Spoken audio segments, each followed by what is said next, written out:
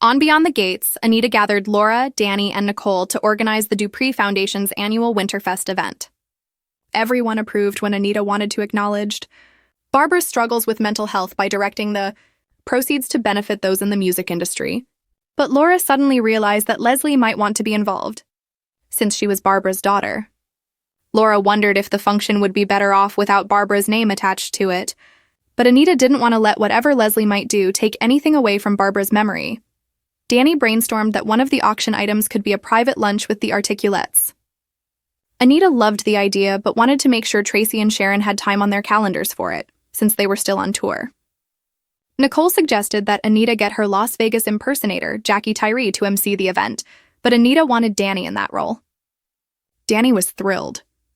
As the Dupree sisters headed out, Dani wanted details on Nicole's date with Carlton. Nicole reported that she had canceled the date out of not feeling ready to see anybody. Dani wanted Nicole to take a chance and put herself out there, but Nicole got testy and accused Dani of trying to justify rushing into her marriage to Andre. Dani watched as Nicole stormed off.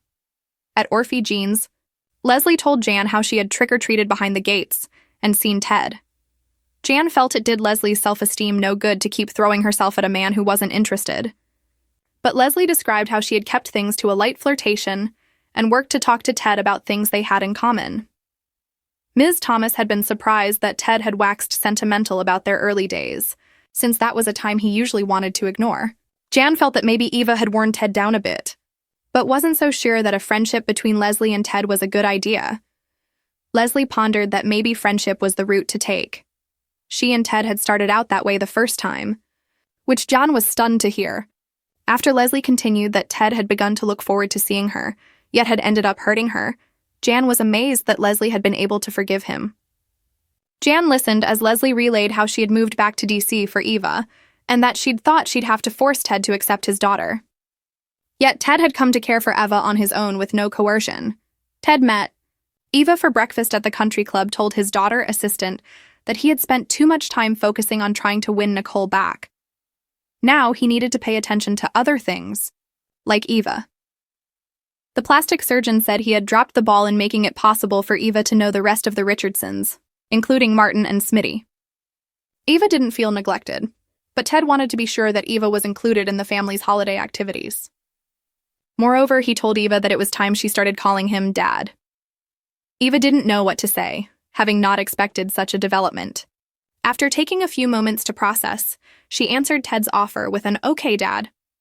Ted said he was proud to have Eva as a daughter, and added that he saw Leslie's better qualities in her. Eva was moved and tears streamed down her face. Ted then went to Nicole to apologize for having antagonized Carlton.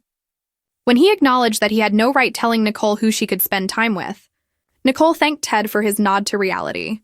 Ted admitted that Nicole's forgiveness of him had inspired him to see things differently.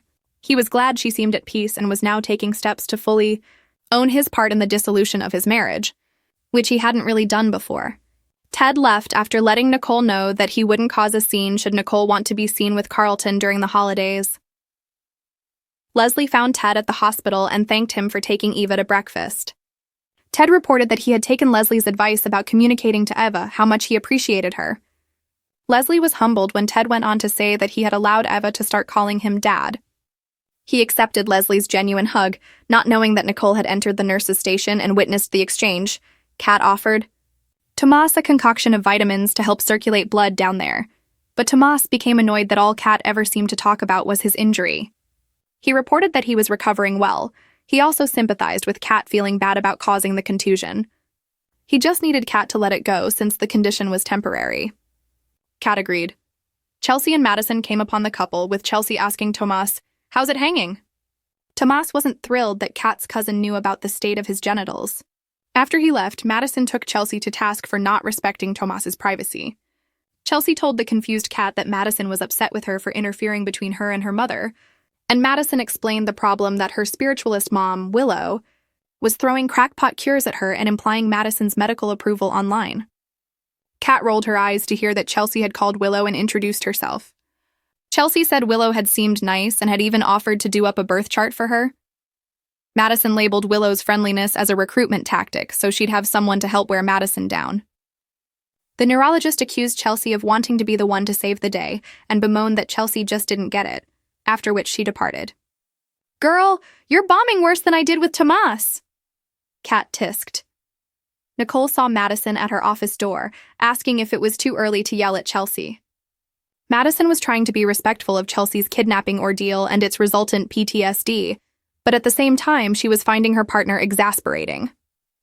Nicole got the scoop about Willow and advised Madison that, while it was wonderful that Madison was being sensitive to Chelsea, it wasn't healthy for Madison or the relationship to stuff down her emotions and needs. Madison was grateful for the perspective. Kat sided with Madison, asking Chelsea how she'd have felt if Kat had gone to Dani to talk about Chelsea wanting to quit modeling before she was ready to address it. Chelsea tried to play off the comparison, but Kat knew that Chelsea would have been furious. Realizing that Madison had a point, Chelsea saw the vitamins that Kat had tried to give Tomas and understood why the gift had been a turnoff. "You waited all your life for sex. Now you can't wait a week?" Chelsea asked her cousin. Kat denied that she was trying to use sex to keep Tomas, but copped to feeling pressure about it. Chelsea exhorted Kat to give Tomas the time he needed to recover, certain that Tomas would be back to his old self in no time. Tomas ran into Eva at the country club on his way to meet a client. A real one, he specified, not Leslie pretending to be one. Eva had heard about Tomas's injury, which irritated him. Eva said she was impressed that Kat had learned so quickly. Tomas noted that Leslie had stopped trying to set him up with Eva and figured that Eva going out with someone new had helped. Eva didn't know what Tomas was talking about until he said that Kat had mentioned seeing her with Isaiah. Frustrated, Eva said she had only just met Isaiah moments before and felt that Kat needed to mind her own business. Besides, she and Isaiah weren't dating. Tomas was relieved since Isaiah was family to the cop who had tried to put Leslie in jail. Eva's eyes widened to hear that Isaiah was Jacob's brother. Hayley browsed beach homes in St. Bart's on her laptop, only to be startled when Bill caught her. Bill thought Hayley looked guilty. Hayley made it sound like she was merely dreaming over potential vacation spots. When Bill said he had been to the Caribbean island, Hayley assumed he had traveled there with Dani. Bill decided he wanted to make new memories with his present wife and enthusiastically recommended that they make plans to go. Hayley said that all the vacation spots she had looked at were booked for the foreseeable future, so Bill reasoned he should buy a property instead. "I'll never get used to the way rich people think," Hayley gushed. Bill scanned some acreage with Hayley, and when he landed on a house Hayley liked, he immediately put in an offer on it, which was accepted not long after. Beyond that, Bill insisted on putting the home in Hayley's name. Hayley wanted to thank Bill with sex, but he had to get to work. Once alone, Hayley congratulated herself over scoring the luxurious real estate.